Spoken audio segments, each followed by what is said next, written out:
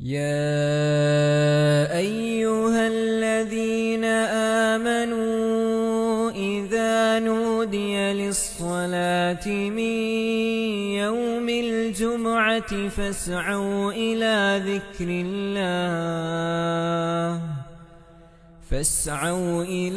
ذكر الله وذروا البيع ذلكم خير لكم إن كنتم تعلمون. الحمد لله نحمده ونستعينه ونستغفره ونعوذ بالله من شرور أنفسنا ومن سيئات أعمالنا. من يهده الله فلا مضل له ومن يضلل فلا هادي له، وأشهد أن لا إله إلا الله وحده لا شريك له، وأشهد أن محمدًا عبده ورسوله. فاللهم صل وسلم وبارك عليه وعلى آله وصحبه أجمعين. أما بعد فأوصيكم عباد الله ونفسي بتقوى الله. أعوذ بالله من الشيطان الرجيم. إن عدة الشهور عند الله 12 شهرا في كتاب الله يوم خلق السماوات والأرض منها 4 حرم ذلك الدين القيم فلا تظلموا فيهن أنفسكم وقاتلوا المشركين كما يقاتلونكم كافة واعلموا أن الله مع المتقين. സ്നേഹമുള്ള സത്യവിശ്വാസികളെ, വിശ്വാസിനികളെ, സഹോദരി സഹോദരന്മാരെ, അല്ലാഹു സുബ്ഹാനഹു വ തആലയുടെ വിധിവിലക്കുകളും നിയമ നിർദ്ദേശങ്ങളും ജീവിതത്തിൽ ഉടനീളം കാത്തു സൂക്ഷിച്ചുകൊണ്ട് തഖ്വയുള്ളവരായി ജീവിക്കുവാൻ പരമാവധി പരിശ്രമിക്കണേ എന്ന് എന്നെയും നിങ്ങളെ ഓരോരുത്തരെയും ഗൗരവപൂർവം ഉണർത്തുകയാണ്, ഉപദേശിക്കുകയാണ്. അല്ലാഹു സുബ്ഹാനഹു വ തആല മുത്തഖീങ്ങളിൽ ഉൾപ്പെടുത്തി നമ്മെ എല്ലാവരെയും അനുഗ്രഹിക്കുമാറാകട്ടെ. സഹോദരങ്ങളെ, ഒരു വർഷം നമ്മളിൽ നിന്ന് കൊഴിഞ്ഞ് പോയിരിക്കുകയാണ്. ഹിജറ കലണ്ടർ അനുസരിച്ച് 1446 നമ്മോട് വിട പറയുകയും 1447 നമ്മൾ എത്തി നിൽക്കുകയും ചെയ്യുകയാണ്. മുഹറം എന്നറിയപ്പെടുന്ന പവിത്രത എന്നർത്ഥം വരുന്ന ആ പവിത്രമായ മാസം കൊണ്ട് ആരംഭിക്കുന്ന, അതുപോലെ തന്നെ പവിത്രമായ ഒരു മാസമായി അറിയപ്പെടുന്ന ദുൽഹിജ്ജയിൽ അവസാനിക്കുന്ന 12 മാസങ്ങളാണ് ഹിജറ മാസങ്ങളായി നമ്മൾ പഠിച്ചു വന്നിട്ടുള്ളത്. അല്ലാഹു സുബ്ഹാനഹു വ തആല വ്യക്തമായി പരിശുദ്ധ ഖുർആനിലൂടെ അത് പറയുകയും ചെയ്തിരിക്കുകയാണ്. ഒരു വർഷം കഴിഞ്ഞു തീരുമ്പോൾ നമ്മുടെ മനസ്സിലുണ്ടായിരിക്കേണ്ടത്, നമ്മുടെ ആയുഷ്കാലത്തിൻ്റെ ഇടക്ക് നമ്മുടെ ഒരു വയസ്സുകൂടി തീർന്നു പോയിരിക്കുകയാണ്.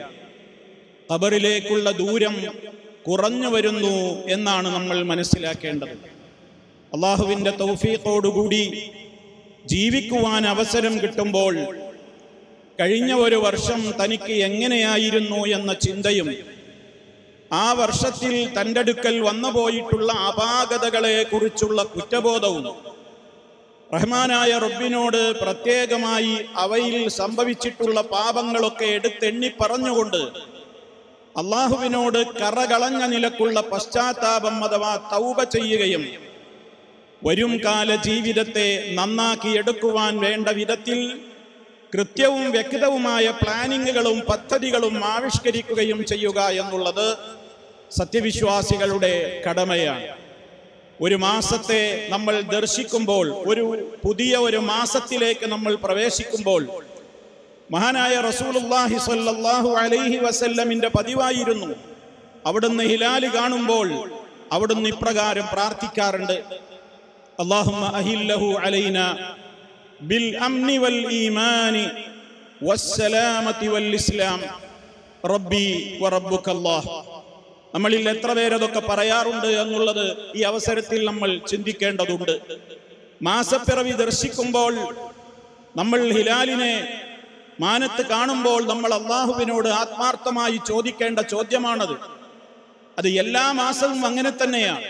അല്ലാഹുമ്മ, അല്ലാഹുവേ, അഹില്ലഹു അലൈന, ഈ മാസത്തെ നീ ഞങ്ങൾക്ക് ഉദിപ്പിക്കണമേ. ബിൽ അംനി വൽ ഈമാനി വസ്സലാമതി വൽ ഇസ്ലാം. 4 കാര്യങ്ങളാണ് പ്രത്യേകം അള്ളാഹുവിനോട് നമ്മൾ കേണപേക്ഷിക്കുന്നത്. നിർഭയത്വത്തിന്റെ മാസമാക്കണം. അമ്ന്, ഒരു പേടിയുമില്ലാതെ ദുന്യവിയും മുഹറവിയുമായ ഭയപ്പാടുകളില്ലാത്ത നിലക്ക് നിർഭയത്വം നീ എനിക്ക് പ്രദാനം ചെയ്യണമേ. വൽ ഈമാൻ, യഥാർത്ഥത്തിലുള്ള വിശ്വാസത്തിൽ നിന്ന്, ഈമാനിൽ നിന്ന് തെറ്റിപ്പോകാൻ ഇടവരുന്ന എന്തെങ്കിലും എൻ്റെ ജീവിതത്തിൽ ഈ വരും ദിവസങ്ങളിൽ സംഭവിക്കാതെ അല്ലാഹുവേ എൻ്റെ ഈമാനിനെ നീ കാത്ത് രക്ഷിക്കണമേ. വസ്സലാമതി, സുരക്ഷിതത്വം നീ എനിക്ക് ഉറപ്പുവരുത്തണേ അല്ലാഹ്. സലാമത്ത് നൽകേണ്ടവൻ നീയാണ്. ആഫത്തുകളിൽ നിന്ന്, മുസീബത്തുകളിൽ നിന്ന്, മാരകമായ രോഗങ്ങളിൽ നിന്ന്, സഹിക്കാനാവാത്ത പരീക്ഷണങ്ങളിൽ നിന്ന്, കഷ്ടപ്പാടുകളിൽ നിന്ന്, ദുരിതങ്ങളിൽ നിന്ന്, ദുരന്തങ്ങളിൽ നിന്ന് അല്ലാഹുവേ മുക്തമായ നിലക്ക് ഒരു സലാമത്തിന്റെ മാസമാക്കി നീ മാസത്തെ എൻ്റെ മേൽ ഉദിപ്പിക്കണമേ. അതുപോലെ തന്നെ വൽ ഇസ്ലാം, എൻ്റെ ഇസ്ലാമിന് യാതൊരു തകരാറുമില്ലാതെ യഥാർത്ഥത്തിൽ ഒരു മുസ്ലിമായി ജീവിച്ച്, കാരണം രാവിലെ മുസ്ലിമാണെങ്കിൽ വൈകുന്നേരമാകുമ്പോഴേക്ക് കാഫറായി പോകുന്ന ഫിത്നകളും ഫസാദുകളും നിറഞ്ഞാടുന്ന ഒരു ലോകത്താണ് റബ്ബേ ഞാൻ ജീവിക്കുന്നത്. എൻ്റെ ഇസ്ലാമിന് യാതൊരു തകരാറുമില്ലാതെ നിന്റെ കാവലുണ്ടാകണമേ. നോക്കൂ നിങ്ങൾ, അല്ലാഹുമ്മ അഹില്ലഹു അലൈന ബിൽ അംനി വൽ ഈമാനി വസ്സലാമതി വൽ ഇസ്ലാം. ഇത് പറഞ്ഞിട്ട് നമ്മൾ പറയുന്നു റബ്ബി വറബ്ബുകല്ലാഹ്, എന്റെയും നിന്റെയും റബ്ബ് അല്ലാഹുവാണ്. നമ്മെ സൃഷ്ടിച്ചവനും സൂര്യചന്ദ്ര നക്ഷത്രാളികളെ സൃഷ്ടിച്ചവനുമൊക്കെ അല്ലാഹു സുബ്ഹാനഹു വ തആലയാണ്. എന്റെ രക്ഷാശിക്ഷകളിലോ എന്റേതായ ഗുണങ്ങളിലോ ദോഷങ്ങളിലോ സൂര്യചന്ദ്രന്മാർക്കോ നക്ഷത്രങ്ങൾക്കോ ഒരു പങ്കുമില്ല. എന്നെ പടച്ചതും അവരെ പടച്ചതും ഒരേ റബ്ബാണ്. അതുകൊണ്ട് ഞാൻ എൻ്റെ റബ്ബിലാണെല്ലാം ഭരമേൽപ്പിക്കുന്നത് എന്ന കൃത്യവും വ്യക്തവുമായ തൗഹീദിൽ അധിഷ്ഠിതമായ നിലക്കുള്ള പ്രഖ്യാപനമാണ് ഓരോ മാസപ്പിറവി കാണുമ്പോഴും ഒരു മുസ്ലിം പറയേണ്ടത്. നമ്മൾ മനസ്സിലാക്കണം. ആ നിലക്ക് നമ്മൾ മുഹറം മാസത്തിലേക്ക് പ്രവേശിക്കുന്ന ഈ ഘട്ടത്തിൽ നമ്മൾ ആലോചിക്കുക, യഥാർത്ഥത്തിൽ അല്ലാഹു സുബ്ഹാനഹു വ തആല ഈ മാസത്തെ എത്രത്തോളം പവിത്രമാക്കിയിട്ടുണ്ട്. ഇന്ന ഇദ്ദത്തശ് ശുഹൂരി ഇൻദല്ലാഹി 12 ശഹ്റൻ ഫീ കിതാബില്ലാഹ് യൗമ ഖലഖസ് സമാവാതി വൽ അർദ് മിൻഹാ 4 ഹുറും. 12 മാസങ്ങളാണ് പണ്ടേ നിശ്ചയിക്കപ്പെട്ടത്. ആ 12 മാസങ്ങളിൽ 4 മാസം പ്രത്യേകം ആദരിക്കപ്പെടുന്ന മാസങ്ങളാണ്. അതിൽ 3 മാസം തുടർച്ചയായി വരുന്നവയാണ്. ദുൽഖഅദ്, ദുൽഹിജ്ജ, മുഹറം, പിന്നെ റജബ്. ഇങ്ങനെ 4 മാസങ്ങളാണ്. എന്താണ് ഈ മാസങ്ങളുടെ പ്രത്യേകതയായി അല്ലാഹു പറഞ്ഞത്? ഫലാ തുദ്ലിമൂ ഫീഹിന്ന അൻഫുസകും, നിങ്ങൾ നിങ്ങളോട് ഒരു ദ്രോഹവും ആ മാസങ്ങളിൽ ചെയ്യരുത്. 12 മാസങ്ങളിലും നമ്മോട് വിരോധിക്കപ്പെട്ട കാര്യമാണ് ഹറാമുകൾ ചെയ്യാൻ പാടില്ല, അള്ളാഹുവിന് ഇഷ്ടമില്ലാത്തതൊന്നും ചെയ്യരുത് എന്നുള്ളത് 12 മാസങ്ങളിലും നമ്മുടെ കടമയാണ്. പ്രത്യേകിച്ച് സൂക്ഷിക്കേണ്ടുന്ന മാസങ്ങളാണ് ഈ പവിത്രമായ 4 മാസങ്ങൾ. അങ്ങനെയുള്ള ഒരു മാസത്തിലാണ് നമ്മൾ ഉള്ളത്. മുഹറം. പാപങ്ങൾ ചെയ്താൽ അതിന്റെ ഇരട്ടി ശിക്ഷയുണ്ടാകും, നന്മകൾ ചെയ്താൽ ഇരട്ടിക്ക് പ്രതിഫലങ്ങൾ ഉണ്ടാകും. അതുകൊണ്ട് തന്നെ ഏതെങ്കിലും മാസങ്ങളെപ്പോലെ അല്ലെങ്കിൽ ദിവസങ്ങളെപ്പോലെ കാണേണ്ടവരല്ല മുഹറം എന്ന പവിത്രമായ മാസത്തെ എന്ന് നമ്മൾ മനസ്സിലാക്കണം. ഷഹ്റുല്ലാഹിൽ മുഹറം എന്നാണ് മുഹറം മാസത്തെ അള്ളാഹുവിന്റെ റസൂല് വിശേഷിപ്പിച്ചത്. ഷഹ്റുല്ലാഹ്, അള്ളാഹുവിന്റെ മാസമാണ് അൽ മുഹറം. മുഹറം എന്നുള്ളത് അള്ളാഹു അവന്റെ നാമത്തിലേക്ക് ചേർത്തൊരു കാര്യം പറയുമ്പോ അതിന്റെ ബഹുമാനമാണ് അത് സൂചിപ്പിക്കുന്നത്. അള്ളാഹുവിന്റെ പള്ളികൾക്ക് ബൈത്തുല്ലാഹ് എന്ന് പറയുന്നത് എന്തുകൊണ്ടാണ്? മറ്റു ഭവനങ്ങളെ അപേക്ഷിച്ച് ഇതിന് പവിത്രതയുണ്ട് എന്നുള്ളത് കൊണ്ടാണ്. ഷഹ്റുല്ലാഹ് എന്ന് പറയുന്നത് അള്ളാഹുവിന്റെ മാസം. എല്ലാം അള്ളാഹുവിന്റെ മാസം തന്നെയല്ലേ? പിന്നെ എന്തുകൊണ്ട് മുഹറമിലേക്ക് അത് ചേർത്ത് പറഞ്ഞു? അതിന്റെ പവിത്രതയും അതിന്റെ മഹത്വവും നമ്മൾ കൃത്യമായി മനസ്സിലാക്കുവാൻ വേണ്ടി തന്നെയാണത്. അതുകൊണ്ട് തന്നെ ആ മാസത്തിൽ അള്ളാഹുവിന്റെ റസൂൽ സല്ലല്ലാഹു അലൈഹി വസല്ലം പറഞ്ഞു, അഫ്ളലുസ് സിയാമി ബഅദ റമളാൻ ശഹ്റുല്ലാഹിൽ മുഹറം വഅഫ്ളലുസ് സ്വലാത്തി ബഅദൽ ഫരീള സ്വലാത്തുൽ ലൈൽ. റമളാനിലെ വ്രതാനുഷ്ഠാനം കഴിച്ചാൽ ഏറ്റവും ശ്രേഷ്ഠകരമായ നോമ്പ് മുഹറമിലെ, അള്ളാഹുവിന്റെ മാസമായ മുഹറമിലെ നോമ്പാകുന്നു.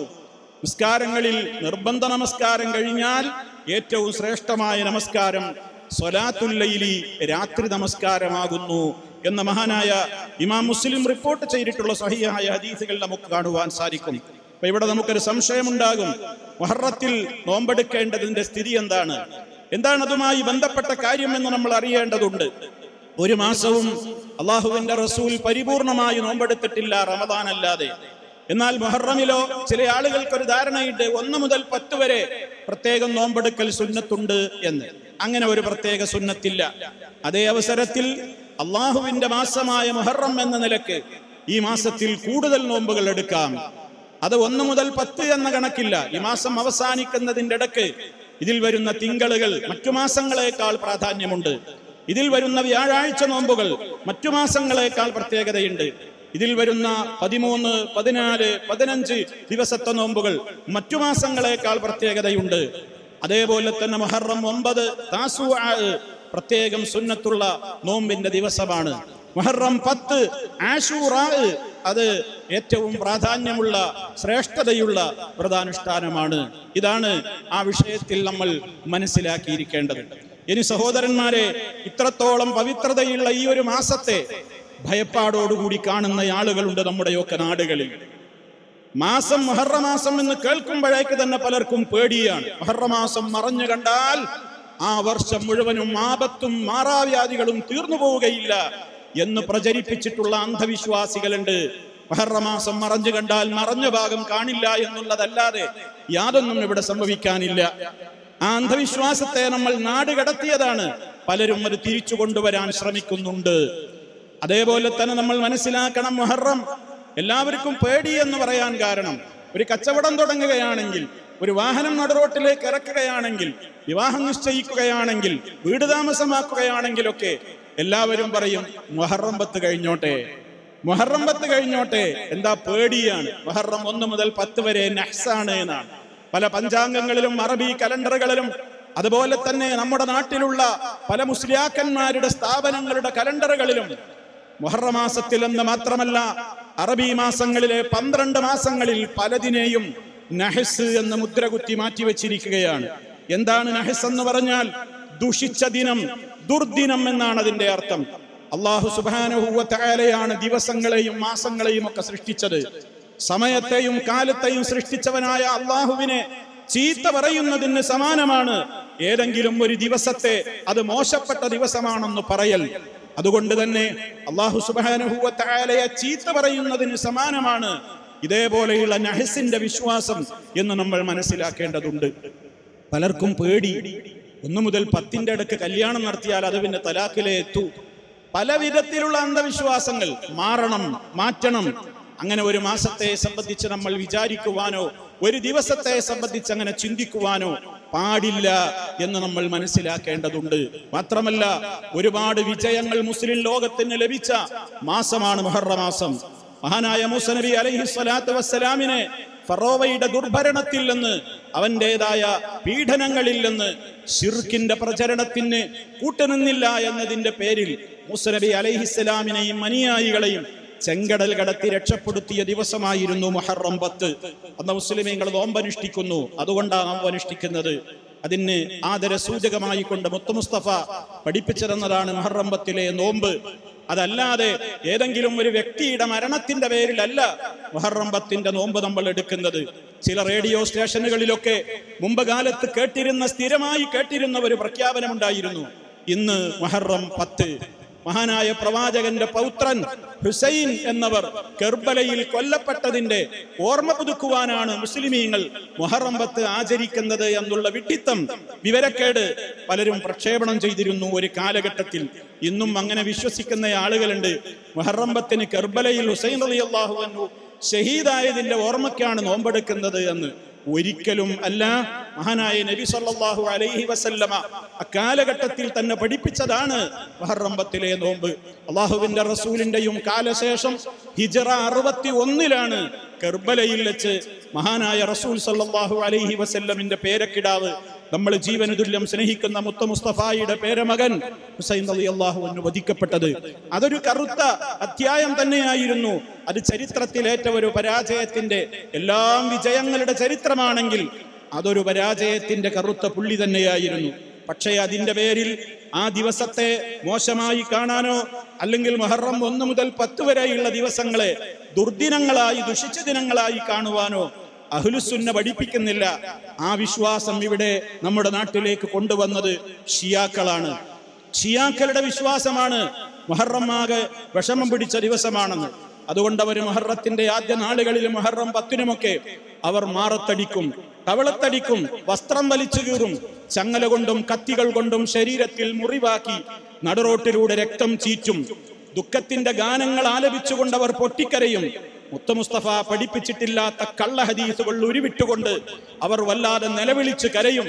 ഈ രൂപത്തിലൊക്കെയുള്ള ദുരാചാരങ്ങൾ ഷിയാക്കളാണ് കൊണ്ടുവന്നിട്ടുള്ളത്. നമ്മുടെ കേരളത്തിലേക്കും ഷിയായിസം വല്ലാതെ കടന്നു വരുന്നുണ്ട് എന്നുള്ളത് ജാഗ്രതയോടുകൂടി നമ്മൾ കാണണം എന്നാണ് ഈ അവസരത്തിൽ എനിക്ക് ഓർമ്മപ്പെടുത്തുവാനുള്ളത്. അതുകൊണ്ട് തന്നെ സഹോദരങ്ങളെ, മുഹറമിനെ സംബന്ധിച്ചുള്ള ഈ അന്ധവിശ്വാസങ്ങളും അള്ളാഹുവിന്റെ റസൂല് പഠിപ്പിച്ചിട്ടില്ലാത്ത നിലക്കുള്ള അതിനെ വിലയിരുത്തലും ഒരു മുസ്ലിമിന് ഒരിക്കലും യോജിക്കാത്ത കാര്യമാണ് എന്ന് വളരെ ഗൗരവത്തോടുകൂടി നമ്മൾ മനസ്സിലാക്കേണ്ടതുണ്ട്. അതേപോലെ തന്നെ ഈ ദിവസങ്ങളിൽ നേരത്തെ സൂചിപ്പിച്ചതുപോലെ അല്ലാഹു സുബ്ഹാനഹു വ തആല പഠിപ്പിച്ചല്ലോ, ഫലാ തദ്ലിമു ഫീഹിന്ന അൻഫുസകും, നിങ്ങൾ നിങ്ങളോട് ഒരു ദ്രോഹവും ചെയ്യരുത് ഈ മാസത്തിൽ എന്നാണ്. ഒരു മാസത്തിലും നമുക്ക് നമ്മളോട് ദ്രോഹം ചെയ്യാൻ പാടില്ല.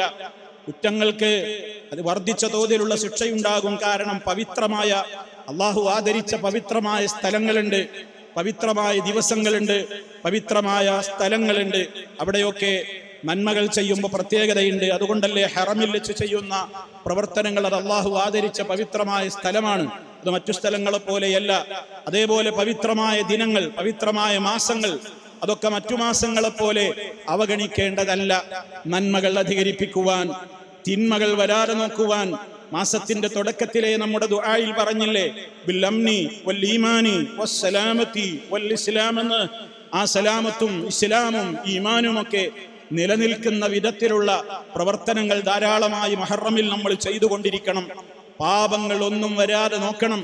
ഏറ്റവും വലിയ വൻപാപമായ ശിർക്കിനെ, മാരകമായ ശിർക്ക്, അതിനെ നമ്മൾ സൂക്ഷിക്കേണ്ടതുണ്ട്. മഹാനായ നബി സല്ലല്ലാഹു അലൈഹി വസല്ലമ ഗൗരവത്തോടുകൂടെ പഠിപ്പിച്ച കാര്യമാണ്. അള്ളാഹുവിന്റെ റസൂല് വഫാത്താകുന്ന നാളിൽ പോലും പറഞ്ഞ കാര്യമാണ്. നിങ്ങൾ യഹൂദികളെപ്പോലെ നസറാനികളെപ്പോലെ നിങ്ങളായി പോകരുത്. അവരുടെ പുണ്യാത്മാക്കളും നബിമാരുമൊക്കെ മരണപ്പെട്ടാൽ അവരുടെ ഖബറുകളെ അവർ ആരാധനാലയങ്ങളാക്കി മാറ്റിയിരുന്നു എന്ന്. അള്ളാഹുവിന്റെ റസൂല് ഖബറിന്റെ ഉയരം പറഞ്ഞിട്ടുണ്ട്. ഇസ്ലാമിലെ ഖബർ, ഏതൊരു മുസ്ലിമായ വ്യക്തിയും മരണപ്പെട്ട് കഴിഞ്ഞാൽ ആ വ്യക്തിയുടെ ഖബർ ഒരു ചാണിലപ്പുറം ഉയർത്താൻ പാടില്ല. അത് നബിമാരുടേതാണെങ്കിലും ശുഹദാക്കളുടേതാണെങ്കിലും വലിയൻ്റെതാണെങ്കിലും ആരുടേതാണെങ്കിലും ഭൂമിയുടെ സമനിലത്തിൽ നിന്ന് ഒരു ചാണിലപ്പുറം ഒരു ഖബറും ഉയർത്തപ്പെടാൻ പാടില്ല എന്നുള്ളത് ഇസ്ലാമിന്റെ നിയമമാണ്. മുത്ത മുസ്തഫ സല്ലല്ലാഹു അലൈഹി വസല്ലമിന്റെ ഖബർ, അബൂബക്കർ സിദ്ദീഖ് റളിയല്ലാഹു അൻഹുവിന്റെ ഖബർ, ഉമർ ഖത്താബ് റളിയല്ലാഹു അൻഹുവിന്റെ ഖബർ, ആ 3 ഖബറുകളും ഒരേ സ്ഥലത്താണുള്ളത്. ഒരു ചാണിലപ്പുറം ആ ഖബറുകളൊന്നും ഉയർത്തപ്പെട്ടിട്ടില്ല എന്ന് ആ ഖബറുകൾ കണ്ടിട്ടുള്ള പൂർവീകരായ സഹാബിമാരെ കണ്ട താബിഈങ്ങളൊക്കെ വളരെ വ്യക്തമായി രേഖപ്പെടുത്തിയത് ഗ്രന്ഥങ്ങളിൽ നമുക്ക് വായിക്കുവാനും പകർത്തി എഴുതുവാനും സാധിക്കുന്ന യാഥാർത്ഥ്യങ്ങളാണ്. അതുകൊണ്ട് തന്നെ വളരെ ഗൗരവമാണ് ഇസ്ലാം. ശിർക്കിനെതിരെ ഇസ്ലാം ഗൗരവത്തോടുകൂടെ പറഞ്ഞു. അല്ലാഹുവല്ലാത്തവരെ വിളിച്ചു പ്രാർത്ഥിക്കുന്ന ആളുകൾ, റബ്ബല്ലാത്തവരോട് സങ്കടം പറഞ്ഞുകൊണ്ട് അവർക്ക് നേർച്ച വഴിപാടുകൾ അർപ്പിക്കുന്ന ആളുകൾ അവരുടേതായ ഖബറുകളെ പോയി മുത്തുകയും തടവുകയും അതിന്മേൽ പട്ടുമൂടുകയും അവരെ ആദരിച്ചുകൊണ്ട് അവരിൽ നിന്ന് പുണ്യം പ്രതീക്ഷിച്ചുകൊണ്ട് അവിടെ വിളക്ക് കൊളുത്തുകയും ജാറം മൂടുകയും അവിടെയുള്ള കാണിക്കപ്പെട്ടിയിൽ നാണയത്തുട്ടുകൾ ഇടുകയും അങ്ങോട്ട് പഴക്കുലകളും അതുപോലെ തന്നെ പച്ചക്കറികളും മൃഗസമ്പത്തിൽ നിന്ന് പല വിഹിതങ്ങളുമൊക്കെ അങ്ങോട്ട് നേർച്ചയും കാണിക്കയുമായി സമർപ്പിക്കലും തുടങ്ങി. 100 കൂട്ടം ദുരാചാരങ്ങൾ ഇന്ന് മഖ്ബറകളുമായി ബന്ധപ്പെട്ടുകൊണ്ട് നടക്കുകയാണ്. ഈ മാസത്തിൽ നമ്മൾ ആലോചിക്കണം, ഒരു പുതിയ വർഷത്തിലേക്ക് എത്തുമ്പോൾ നമ്മുടെ ഈമാൻ അത് സുരക്ഷിതമായി നിലനിൽക്കണം. സാന്ദർഭികമായി ഉണർത്തട്ടെ, നമ്മുടെ നാട്ടിലെ ഒരു മുസ്ലിയാർ 2 ദിവസം മുമ്പ് മരണപ്പെട്ടപ്പോൾ അയാൾ താമസിച്ചിരുന്ന വീടിന്റെ ഒരു റൂമിൽ അവിടെയുള്ള ടൈൽസ് പൊളിച്ച് അവിടെയാണ് അയാൾക്ക് ഖബർ ഒരുക്കുന്നത്. നമ്മൾ മനസ്സിലാക്കണം, മുസ്ലിമീങ്ങളുടെ പൊതുവെയുള്ള സമ്പ്രദായം അള്ളാഹുവിന്റെ റസൂൽ സല്ലല്ലാഹു അലൈഹി വസല്ലമ മുതൽക്ക് അവിടുന്ന് ഒരുപാട് ഖബറുകൾക്ക് നേതൃത്വം നൽകിയിട്ടുണ്ട്. മഹാനായ ഉസ്മാൻ ഇബ്നു മദ്ഊൻ റളിയല്ലാഹു തആല അൻഹു മുഹാജിറുകളിലെ പ്രമുഖനായിരുന്നു. അദ്ദേഹമാണ് മദീനയുടെ പൊതു മഖ്ബറയായ ബഖീയിൽ വക്കപ്പെട്ട 1ാമത്തെ മയ്യത്തായിരുന്നു. നബി സല്ലല്ലാഹു അലൈഹി വസല്ലമ ഉസ്മാൻ ഇബ്നു മദ്ഊൻ റളിയല്ലാഹു അൻഹു എന്ന പ്രഗൽഭനായ സഹാബിക്ക് ഖബർ ഒരുക്കിയത് അദ്ദേഹം താമസിച്ചിരുന്ന വീട്ടിലല്ല, മുസ്ലിമീങ്ങളുടെ പൊതു മഖ്ബറയായ ബഖീയിൽ വെച്ച 1ാമത്തെ മയ്യത്തായിരുന്നു. ഉസ്മാൻ ഇബ്നു മദ്ഊൻ റളിയല്ലാഹു അൻഹുവിന്റെ മയ്യത്ത് അതായിരുന്നു ആദ്യത്തെ അവിടുത്തെ ഖബർ എന്ന് നമ്മൾ മനസ്സിലാക്കേണ്ടതുണ്ട്. മുസ്തഫായുടെ കാലം തൊട്ട് ഇന്ന് വരെയുള്ള എല്ലാ സലഫുസ് സാലിഹീങ്ങളുടെയും നടപടിക്രമം മരണപ്പെട്ടാൽ പൊതു സ്ഥലങ്ങളിൽ കൊണ്ടുപോയി അഥവാ പൊതു മഖ്ബറകളിൽ കൊണ്ടുപോയി മറമാടുക എന്നുള്ളതാണ്. അള്ളാഹുവിന്റെ റസൂലിന്റെ ഖബർ എന്തേ വീട്ടിനകത്തായത് എന്ന സ്വാഭാവിക സംശയമുണ്ടാകും. നബി സല്ലല്ലാഹു അലൈഹി വസല്ലം അടക്കമുള്ള അമ്പിയാക്കളുടെ പ്രത്യേകത, അവരുടെ ഖബർ എവിടെയാണോ ഉള്ളത് അവിടെയായിരിക്കും അവർ വഫാത്താവുക എന്ന നിയമമുണ്ട്. അത് നബിമാരുടെ മാത്രം പ്രത്യേകതയാണ്. അതുകൊണ്ടാണ് അവരെ അവരുടേതായ ആ സ്ഥാനത്ത് അവർക്ക് വേണ്ടി ഖബർ ഒരുക്കിയത്. മറ്റൊരു പ്രധാനപ്പെട്ട കാരണം, അതാണ് ഏറ്റവും പ്രധാനം. അള്ളാഹുവിന്റെ റസൂൽ പറഞ്ഞു, ഞാൻ നേരത്തെ പറഞ്ഞില്ലേ, നിങ്ങൾ യഹൂദി നസറാനികളെ പോലെയാകരുത്. അവർക്ക് അള്ളാഹുവിന്റെ ശാപം കിട്ടി. എന്തേ ശാപം കിട്ടാൻ കാരണം? അവർ അവരുടെ നബിമാരുടെയും പുണ്യാത്മാക്കളുടെയും ഖബറുകൾ അവർ അത് മസാജിദുകളാക്കി മാറ്റി, ആരാധനാലയങ്ങളാക്കി മാറ്റി എന്നുള്ളതാണ്. അത് എന്റെ സമൂഹമേ നിങ്ങൾ ചെയ്യരുത്.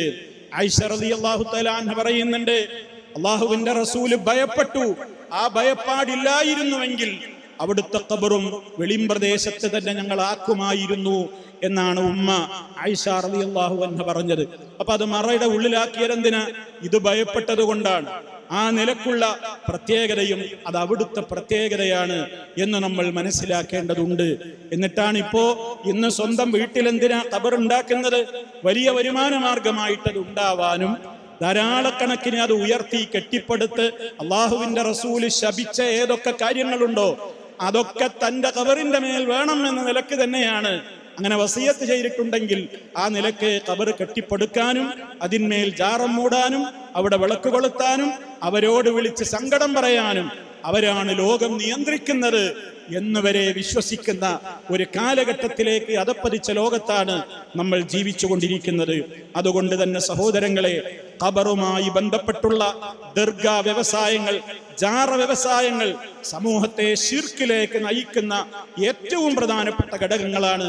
നമ്മളത് ഗൗരവത്തോടുകൂടെ മനസ്സിലാക്കുകയും നമ്മുടെ ഈമാനിനെ, നമ്മുടെ മക്കളുടെ ഈമാനിനെ, നമ്മുടെ കുടുംബാംഗങ്ങളുടെ ഈമാനിനെ സർവ്വ ശിർക്കൻ വിശ്വാസങ്ങളിൽ നിന്നും മുക്തമാക്കിക്കൊണ്ട് യഥാർത്ഥമായ ഈമാനിലും ഇസ്ലാമിലും ഉറപ്പിച്ചു നിർത്തിക്കൊണ്ട് തന്നെ നാം മുന്നോട്ട് പോകേണ്ടതുണ്ട്. അങ്ങനെ എല്ലാ അർത്ഥത്തിലും വരും ദിവസങ്ങളിലും വരും കാലത്തും നമുക്ക് അല്ലാഹു നൽകുന്ന ദീർഘായുസ്, ആ നിലക്കുള്ള ആഫിയത്തുള്ള ഒരു ദീർഘായുസ്, ഇസ്ലാമികമായ ഒരു ജീവിതം നിലനിർത്തുന്ന ദീർഘായുസ്, അതിനൊക്കെ വേണ്ടി പ്രാർത്ഥിക്കുകയും പ്രവർത്തിക്കുകയും ചെയ്യുക. റഹ്മാനായ റബ്ബ് എല്ലാ അർത്ഥത്തിലും സുരക്ഷിതത്വവും ഈമാനികമാവും നിർഭയത്വവും അതേപോലെ ഇസ്ലാമികമായ നിലക്കുള്ള സുരക്ഷയും എല്ലാം നൽകി നമ്മെ എല്ലാവരെയും അനുഗ്രഹിക്കുമാറാകട്ടെ. അഖൂലു ഖൗലി ഹാദാ വഅസ്തഗ്ഫിറുല്ലാഹ ലീ വലക്കും ഫസ്തഗ്ഫിറൂഹു ഇന്നഹു ഹുവൽ ഗഫൂറുർ റഹീം. അൽഹംദുലില്ലാഹി വഹ്ദഹു വസ്സലാത്തു വസ്സലാമു അലാ മൻ ലാ നബിയ്യ ബഅദഹു വഅലാ ആലിഹി വസഹ്ബിഹി വമൻ തബിഅ ഹദിയഹു. അമ്മാ ബഅദു ഫഊസീകും ഇബാദല്ലാഹ് വനഫ്സി ബിതഖ്വല്ലാഹ്. അല്ലാഹുവിനെ സൂക്ഷിച്ചു ജീവിക്കണേ. ഒരിക്കൽ കൂടി എന്നെയും നിങ്ങളെ ഓരോരുത്തരെയും ഗൗരവപൂർവം ഉണർത്തുകയാണ്, ഉപദേശിക്കുകയാണ്. തഖ്വയുള്ളവരിൽ ചേർത്ത് റഹ്മാനായ റബ്ബ് നമ്മെ എല്ലാവരെയും അനുഗ്രഹിക്കുമാറാകട്ടെ. സഹോദരങ്ങളെ, തുടക്കത്തിൽ നമ്മൾ മനസ്സിലാക്കിയതുപോലെ ഹിജറ വർഷം എന്ന നിലക്കാണ് നമ്മൾ ഈ അറബി മാസങ്ങൾ അറിയപ്പെടുന്നത്. മഹാനായ നബി സല്ലല്ലാഹു അലൈഹി വസല്ലമ മക്ക വിട്ട് മദീനയിലേക്ക് പലായനം ചെയ്തതാണ് ഹിജറ. ഹിജറ മാസം, ഹിജറ വർഷം തുടങ്ങുന്നത് മുഹറമിലായത് എന്തുകൊണ്ടാണ്? മുഹറമിലാണോ ഹിജറ പോയത്? അല്ല, റബീഉൽ അവ്വലിലായിരുന്നു ഹിജറ പോയത്. എന്നാൽ ഹിജറക്ക് വേണ്ടിയുള്ള ഒരുക്കങ്ങൾ തുടങ്ങിയതും കുറേ സഹാബിമാരൊക്കെ ഹിജറ പോയി തുടങ്ങിയതുമായ മാസം മുഹറമായിരുന്നു. അതുകൊണ്ടാണ് അറബി ഹിജറ കലണ്ടർ ഉമർ ഖത്താബ് റളിയല്ലാഹു അൻഹുവിന്റെ കാലത്ത് രൂപീകൃതമായപ്പോൾ മുഹറത്തെ ഒന്നാമത്തെ മാസമാക്കിക്കൊണ്ട് ഹിജറ കലണ്ടർ രൂപീകൃതമായി. ഹിജറയുടെ ഓർമ്മകൾ നമ്മുടെ മനസ്സുകളിലേക്ക് വരുമ്പോൾ നമ്മൾ മനസ്സിലാക്കണം, മുത്ത മുസ്തഫ സല്ലല്ലാഹു അലൈഹി വസല്ലം സഹാബിമാരും ആണും പെണ്ണുമൊക്കെ മക്ക വിട്ട് മദീനയിലേക്ക് പോയത് സുഖവാസത്തിന് പോയതായിരുന്നില്ല. തൗഹീദും സുന്നത്തും അനുസരിച്ചുകൊണ്ട് ജീവിക്കുവാനുള്ള സ്വാതന്ത്ര്യം നിഷേധിക്കപ്പെട്ടപ്പോൾ, പീഡനങ്ങൾ വർദ്ധിച്ചപ്പോൾ സഹിക്കവയ്യാതെയാണ് അള്ളാഹുവിൻ്റെ റസൂലും സഹാബിമാരും സ്വരാജ്യമായ മക്ക വിട്ട് മദീനയിലേക്ക് പോകേണ്ടി വന്നത്. വലിയ ത്യാഗം സഹിച്ചുകൊണ്ടാണെന്ന് ആണും പെണ്ണുമൊക്കെ മദീനയിലേക്ക് യാത്രയായത്. നമ്മൾ മനസ്സിലാക്കണം, അള്ളാഹുവിൻ്റെ ദീനിന് വേണ്ടി ഞാനും നിങ്ങളുമൊക്കെ എന്താണ് സഹിച്ചിട്ടുള്ളത്. പിറന്ന നാട്ടിൽ നിന്ന് ആട്ടിയോടിക്കപ്പെട്ടപ്പോൾ ഉടുതുണിക്ക് മറുതുണിയല്ലാതെ മറ്റൊന്നും കൈകളിലേന്താൻ കഴിയാതെ ധനാഢ്യരായ ആളുകളടക്കം മദീനയിലേക്ക് എല്ലാം മക്കയിൽ വിട്ടേച്ചുകൊണ്ട് പോയ ചരിത്രമാണ് ഹിജറ. അള്ളാഹുവിൻ്റെ ദീനനുസരിച്ച് ജീവിക്കാൻ വേണ്ടിയുള്ള സ്വാതന്ത്ര്യത്തിന് വേണ്ടിയാണ് അവർ പോയത്. നമ്മൾ ആലോചിക്ക്, നമ്മുടെ നാട്ടിൽ നിന്ന് നമുക്ക് ദീനനുസരിച്ചു കൊണ്ട് ജീവിക്കുവാനുള്ള സ്വാതന്ത്ര്യമുണ്ട്, അൽഹംദുലില്ലാ. അതുകൊണ്ട് തന്നെ ഈ രാജ്യം വിട്ട മറ്റൊരു രാജ്യത്തിലേക്ക് ഹിജറ പോകേണ്ടുന്ന ഒരു സാഹചര്യം ഇന്ന് ഈ രാജ്യത്ത് ജീവിക്കുന്ന നമുക്കില്ല. അള്ളാഹു അത് നിലനിർത്തി തരുമാറാകട്ടെ. എന്നാൽ നമ്മൾ ചിന്തിക്കണം, ഈ സ്വാതന്ത്ര്യമുള്ള ഈ നാട്ടിൽ നമ്മളിൽ എത്ര പേര് ദീനനുസരിച്ച് ജീവിക്കുന്നുണ്ട്? രാവിലെ എഴുന്നേറ്റത് മുതൽ രാത്രി ഉറങ്ങാൻ കിടക്കുന്നതിൻ്റെ ഇടക്കുള്ള സമയങ്ങളിൽ നമുക്ക് നിർവഹിക്കുവാനുള്ള എല്ലാ കടമകളും കടപ്പാടുകളും നമ്മൾ നിർവഹിക്കാറുണ്ടോ? അള്ളാഹു തന്ന ഈ സ്വാതന്ത്ര്യം, റബ്ബ് തന്നിട്ടുള്ള ഈ സൗകര്യം നമ്മളിൽ എത്ര പേര് ഉപയോഗപ്പെടുത്തുന്നുണ്ട്? 5 നേരത്തെ നിസ്കാരത്തിന്റെ കാര്യം എത്രത്തോളം നമ്മൾ ശ്രദ്ധിക്കാറുണ്ട്? സാമ്പത്തിക മേഖല ശുദ്ധീകരിക്കുവാൻ, പലിശമുക്തമാക്കുവാൻ നമ്മിൽ എത്ര പേര് പരിശ്രമിക്കാറുണ്ട്? അതുപോലെ തന്നെ ജീവിതത്തിൽ എല്ലാ ഘട്ടങ്ങളിലും അള്ളാഹുവിന്റെ നിയമങ്ങൾ അനുസരിച്ചേ ഞാൻ ജീവിക്കുകയുള്ളൂ, എൻ്റെ റബ്ബിനെ ഇഷ്ടപ്പെടാത്തത് ഞാൻ ചെയ്യുകയില്ല എന്ന് നമ്മൾ അള്ളാഹുവിനോട് പറയുന്നുണ്ട്. നിസ്കാരത്തിൽ വജ്ജഹ്തു വജ്ഹിയ ലില്ലദീ എന്ന് പറഞ്ഞുകൊണ്ട് നമ്മൾ അള്ളാഹിനോട് പറയുന്നുണ്ട്, അള്ളാഹുവേ, എൻ്റെ ജീവിതവും എൻ്റെ മരണവും ഒക്കെ നിന്റെ പൊരുത്തത്തിന് വേണ്ടി മാത്രമായിരിക്കും എന്ന്. അങ്ങനെയുള്ള അള്ളാഹുവിന്റെ പൊരുത്തത്തിന് വേണ്ടി മാത്രം ജീവിക്കുന്ന നമ്മൾ, അങ്ങനെയുള്ള പൊരുത്തത്തിലായിരിക്കും എന്ന് പറയുന്ന നമ്മൾ, എത്ര പേര് അള്ളാഹുവിന് എതിർപ്പുള്ള കാര്യങ്ങൾ നമ്മൾ ചെയ്തുകൊണ്ടിരിക്കുന്നു പ്രിയമുള്ളവരെ. അതുകൊണ്ട് ആലോചിക്കുക, മുത്ത മുസ്തഫായുടെ കാലത്ത് ഒരു നാട് വിട്ട് മറ്റൊരു നാട്ടിലേക്ക് പോകേണ്ടി വന്ന ഒരു സാഹചര്യം ഇന്ന് നമുക്കില്ലെങ്കിലും ഇന്നും നിലനിൽക്കുന്ന ഒരു ഹിജറയുണ്ട്. അത് നമുക്കൊക്കെ ചെയ്യാനുള്ള ഹിജറയാണ്. അതെന്താണ് ആ ഹിജറ? മഹാനായ നബി സല്ലല്ലാഹു അലൈഹി വസല്ലം പറഞ്ഞു, അൽ മുഹാജിറു മൻ ഹജറ മാ നഹല്ലാഹു അൻഹു. അള്ളാഹു വിരോധിച്ചിട്ടുള്ള കാര്യങ്ങളിൽ നിന്ന് ഹിജറ പോകുന്നവനാണ് യഥാർത്ഥത്തിലുള്ള മുഹാജിർ. അള്ളാഹു വിരോധിച്ച കാര്യങ്ങളിൽ നിന്ന് അള്ളാഹ് അനുവദിച്ച കാര്യങ്ങളിലേക്ക് യാത്ര പോകണം. ഹറാമിൽ നിന്ന് ഹലാലിലേക്കുള്ള യാത്ര, ശിർക്കിൽ നിന്ന് തൗഹീദിലേക്കുള്ള യാത്ര, ബിദ്അത്തിൽ നിന്ന് സുന്നത്തിലേക്കുള്ള യാത്ര, അനീതികളിൽ നിന്ന് നീതിയിലേക്കുള്ള യാത്ര, അധർമ്മങ്ങളിൽ നിന്ന് ധർമ്മത്തിലേക്കുള്ള യാത്ര, അശ്ലീലതകളിൽ നിന്ന് ശ്ലീലതകളിലേക്കുള്ള യാത്ര. ഇതൊക്കെയാണ് ഇന്നത്തെ യഥാർത്ഥത്തിലുള്ള ഹിജറ എന്ന് നമ്മൾ മനസ്സിലാക്കേണ്ടതുണ്ട്. അള്ളാഹുവിന് ഇഷ്ടമില്ലാത്ത സംഗതികൾ ലോകത്ത് പെരുകുമ്പോ അതിന്റെ പിന്നാലെ കൂടിക്കൊടുക്കേണ്ടവരല്ല നമ്മൾ എന്ന് നമ്മൾ മനസ്സിലാക്കണം. ലോകത്ത് നേരത്തെ പറഞ്ഞതുപോലെ ശിർക്ക് തഴച്ചു വളരുന്നത് പോലെ തഴച്ചു വളരുന്ന വ്യവസായമാണ് ലഹരി എന്ന് പറയുന്നത്. ലോക ലഹരി വിരുദ്ധ ദിനമായി ഇന്നലെ ആചരിച്ചു. ആചരണം കൊണ്ട് കാര്യമായില്ല, നിയമങ്ങൾ കൊണ്ടൊന്നും ഒരു പ്രയോജനവുമില്ല. ഇവിടെ നിയമങ്ങൾക്കൊരു പഞ്ഞവുമില്ല. മറിച്ച് അള്ളാഹുവിനെ കുറിച്ചുള്ള കൃത്യമായ ഈമാനികമായ ബോധമൊന്നുകൊണ്ട് മാത്രമേ മനുഷ്യന് ലഹരിയിൽ നിന്ന് മുക്തനാകുവാൻ സാധിക്കുകയുള്ളൂ. മഹാനായ നബി സല്ലല്ലാഹു അലൈഹി വസല്ലമിന്റെ കാലത്ത് മദ്യമില്ലാതെ ജീവിക്കാനാവില്ലെന്നും മരിച്ചാൽ പോലും മദ്യം പുരഞ്ഞു പൊങ്ങുന്ന മുന്തിരിവള്ളിയുടെ ചുവട്ടിൽ കൊണ്ടുപോയി എന്നെ മറമാടണമെന്നും വസിയത്ത് എഴുതി വെച്ച അറബികളെ അള്ളാഹുവിന്റെ റസൂല് മാറ്റിയെടുത്തത് അള്ളാഹുവിന്റെ വിശുദ്ധമായ ഖുർആനും സുന്നത്തും പഠിപ്പിച്ചു കൊടുത്ത് അവരുടെ മനസ്സിൽ സ്രഷ്ടാവിനെ കുറിച്ചുള്ള പേടി ഉണ്ടാക്കിയതിലൂടെ മാത്രമാണ്. അതിലൂടെ മാത്രമേ മനുഷ്യൻ ലഹരിയിൽ നിന്നും എല്ലാ തോന്നിവാസങ്ങളിൽ നിന്നും മുക്തമാവുകയുള്ളൂ. മനുഷ്യ മനസ്സുകൾക്ക് ടെൻഷൻ ഇല്ലാതായി തീരുവാനുള്ള വഴി എന്താണ്? ലഹരിയല്ല, മറ്റേതെങ്കിലും മാർഗങ്ങളല്ല, അള്ളാഹുവിലുള്ള അടിയുറച്ച വിശ്വാസമാണ്. അലാ ബിദിക്രില്ലാഹി തത്മഇന്നുൽ ഖുലൂബ്. അള്ളാഹുവിനെ കുറിച്ചുള്ള ഓർമ്മ, റബ്ബിനെ ഓർക്കേണ്ട നിലക്ക് ഓർക്കുക. അതുകൊണ്ട് മാത്രമേ ഹൃദയങ്ങളുടെ ഡിപ്രഷനും അതുപോലെ തന്നെ ഹൃദയങ്ങളുടെ സംഘർഷങ്ങളും അശാന്തിയുമൊക്കെ പമ്പ കിടക്കുകയുള്ളൂ. മനുഷ്യ മനസ്സുകൾക്ക് ശാന്തി കിട്ടാൻ അള്ളാഹുവിനെ ഓർക്കേണ്ട നിലക്ക് ഓർത്ത് അവനെ മാത്രം ആരാധിക്കുന്നതിലൂടെ മാത്രമേ അത് ലഭിക്കുകയുള്ളൂ. അതുകൊണ്ട് ലഹരിയിൽ നിന്ന് മുക്തമാകുവാൻ ഡാൻസ് കളിക്കൽ പരിഹാരമല്ല. ഒരു കാലഘട്ടത്തിൽ കൊറോണയെ ആട്ടിയോടിക്കുവാൻ വേണ്ടി പാത്രം കൊട്ടാൻ പറഞ്ഞതുപോലെ ഇപ്പൊ ചിലര് പറയുന്നുണ്ട് കുട്ടികളോട്, നിങ്ങൾ സൂംബ ഡാൻസ് കളിക്കണം, എന്നാൽ ലഹരിയിൽ നിന്ന് മുക്തമാവാമെന്ന്. എങ്ങനെയാണത് മുക്തമാവില്ലെന്ന് അവർക്കേ അറിയുകയുള്ളൂ. മാനസിക സമ്മർദ്ദം കുറക്കുവാൻ ഈ നിലക്കുള്ള പരിഹാര മാർഗങ്ങളല്ല വേണ്ടത്. മനുഷ്യന്റെ മനസ്സിന് ഉല്ലാസവും ഉന്മേഷവും പകരുന്ന അനുവദിക്കപ്പെട്ട കളികളാവാം. അതേ അവസരത്തിൽ അതിനേക്കാൾ ഉപരി താൻ എവിടെ നിന്ന് വന്നു, എന്റെ ബാധ്യത എന്താണ്, ഇനി ഞാൻ എങ്ങോട്ട് പോകുന്നു എന്ന തികച്ചും പരലോക ബോധവും സ്രഷ്ടാവിനെ കുറിച്ചുള്ള ഭയവും നിമിത്തം മാത്രമേ മനുഷ്യന്റെ മനസ്സുകൾക്ക് മാനസിക പിരിമുറുക്കങ്ങൾ ഇല്ലാതാവുകയുള്ളൂ. ആ മാർഗങ്ങളാണ് നമ്മൾ സ്വീകരിക്കേണ്ടത്. അതിനു വേണ്ട വിധത്തിൽ നമ്മൾ വിശുദ്ധ ഖുർആനിനെ പഠിക്കണം, അള്ളാഹുവിനെ അറിയണം, അള്ളാഹുവിന്റെ റസൂലിനെ സ്നേഹിക്കണം. അവിടുന്ന് പഠിപ്പിച്ചതുപോലെ ജീവിതത്തിന്റെ എ മുതൽ സെറ്റ് വരെ നമ്മൾ ക്രമീകരിക്കണം. എനിക്കിഷ്ടമുള്ളത് ഇസ്ലാമിൽ ഞാൻ സ്വീകരിക്കും, എനിക്ക് താല്പര്യമില്ലാത്ത ഇസ്ലാമിന്റെ നിയമങ്ങളെ ഞാൻ തള്ളിക്കളയും എന്നുള്ള ഇരട്ടത്താപ്പ് ഒരു യഥാർത്ഥ വിശ്വാസിക്കൊരിക്കലും യോജിച്ചതല്ല. അത് പിഴച്ചുപോയവരുടെയും അഭിശപ്തരായ ആളുകളുടെയും സ്വഭാവമാണെന്നാണ് ഖുർആൻ പറയുന്നത്. അവരിൽ എന്നെ ഉൾപ്പെടുത്തല്ലേ എന്നാണ് ദിനവും 17 തവണ നമ്മൾ അള്ളാഹുവിനോട് ഫാത്തിഹ സൂറത്തിന്റെ അവസാനത്തിൽ തേടിക്കൊണ്ടിരിക്കുന്നത്.